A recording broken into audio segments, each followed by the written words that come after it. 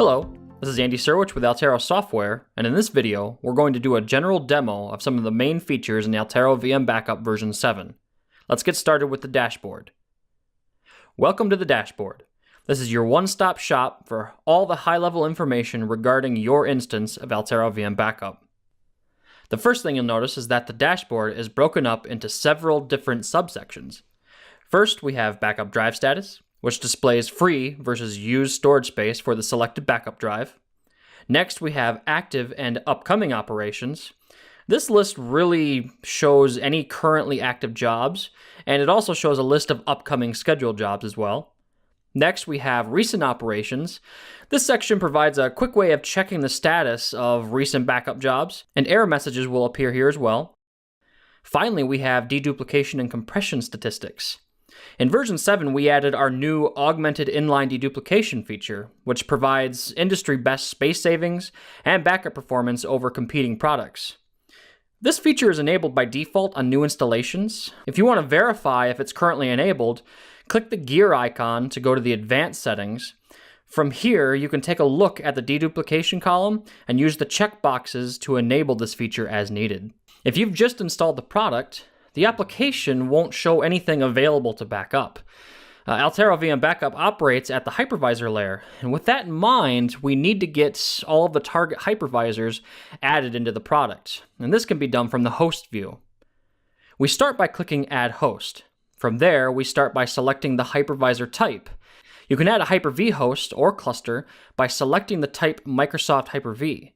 To select a VMware ESXi host or vCenter instance, you need to select the applicable type depending on whether you're adding a standalone host or a vCenter instance. Once selected, fill out the form and click Test Connection to verify connectivity. Then click Next to add the host.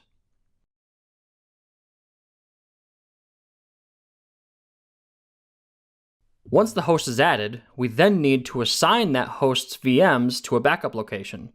This can be done from the Backup Locations view. Here you'll see backup locations on the right and a tree view of your virtual infrastructure in the middle. To assign a location, simply click and drag a VM, a host, or a data center object to the desired backup location and click Save Changes. If you need to add a new backup location, click Add Backup Location and just work through the wizard.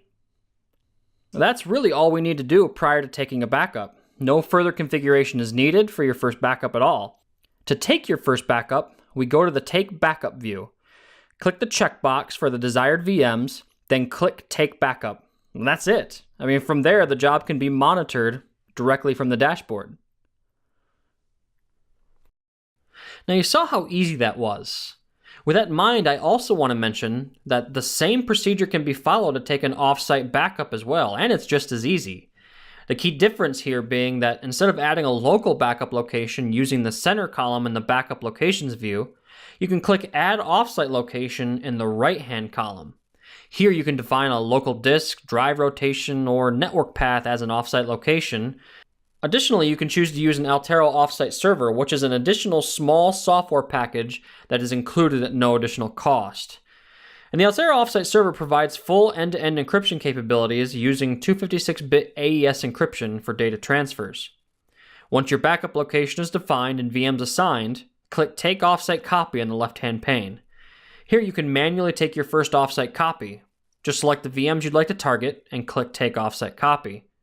Additionally, if you have a particularly large VM that you'd rather not send across the wire, you can use the Seed to Disk option here to copy the needed data to a USB drive, which then gets shipped to the offsite location, and then you can import it using an Altaro Offsite Server installation. So you've taken your first backup, but you don't want to take backups manually forever, do you? That's not time efficient. This is where schedules come in. Schedules can be created and adjusted from the Schedules view. To create a new schedule, click Add Backup Schedule, select a recurrence pattern of weekly or monthly, select a time and days of the week for your new schedule, and then click Save. Additionally, if you want to schedule an offsite copy, you can do so by selecting the days you would like offsite copies to occur. The offsite job will take place after the local backup.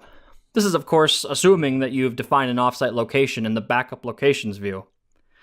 Once you have your schedule created, you can assign VMs to it by clicking and dragging a VM, host, or data center object onto the schedule and then clicking Save Changes. By default, all VM backups will be retained for up to 2 weeks.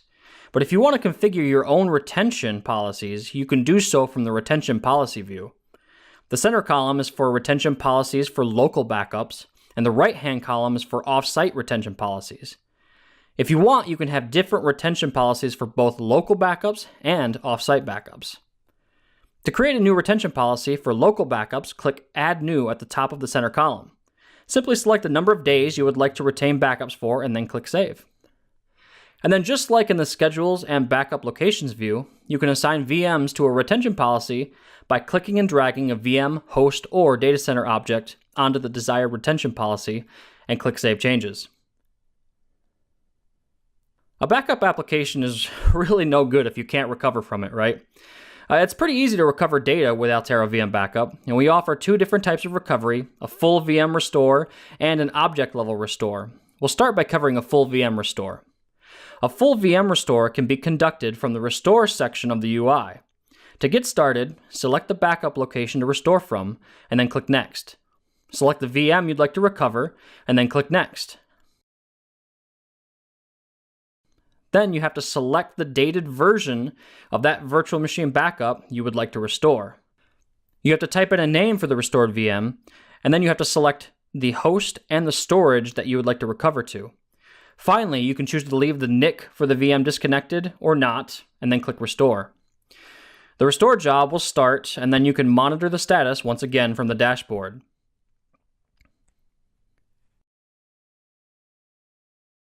Next, we'll demonstrate how to recover an individual file object. We can recover exchange-level objects as well, but for the purposes of this example, we're going to be recovering an individual file. This can be done from the File Level Restore view located under Granular Restore in the left-hand column. Much like the full VM restore procedure, we're going to start by selecting the restore source and the VM that we're recovering from. Then we have to select, again, what date do we want to go back to, and then click Next to go to the file selection screen. On the file selection screen, you'll select the virtual disk and partition, and then you'll make your file selection.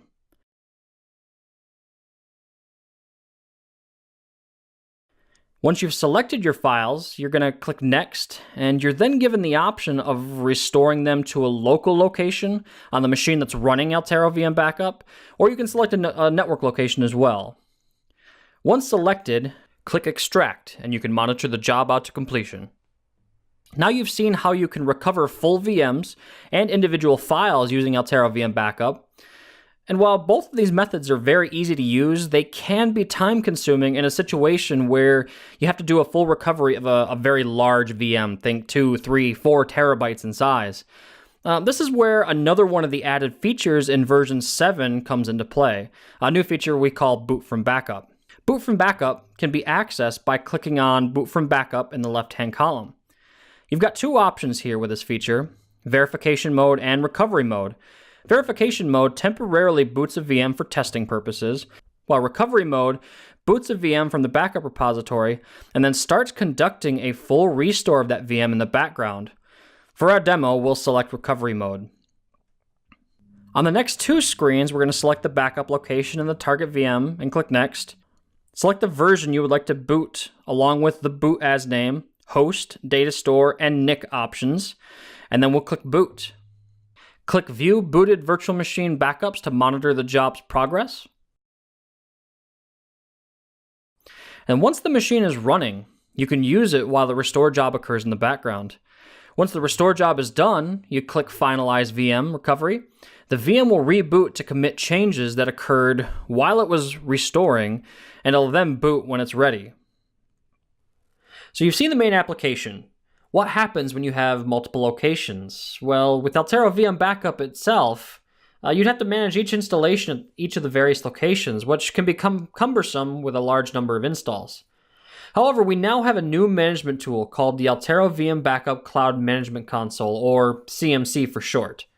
The CMC is a web-based tool that is designed to manage multiple Altaro VM Backup instances from one central console. You'll find that the UI nearly matches that of the on-premise application, and that many of the controls present in the on-premise app are also available inside of the CMC. Not only can you manage licensing and view reports, you can also initiate backups and restores across all your managed installations and get real-time feedback on any current operations on the CMC dashboard. In short, if you want to simplify the management of backups across multiple locations, the Altaro VM Backup Cloud Management Console is the tool for you. So that's it for this demo video. If you'd like more information regarding Altaro VM Backup, be sure to take a look at our website at www.altaro.com. Additionally, you can download a 30-day full-featured trial or pick up a free version that covers up to 2 VMs forever. Thanks for watching.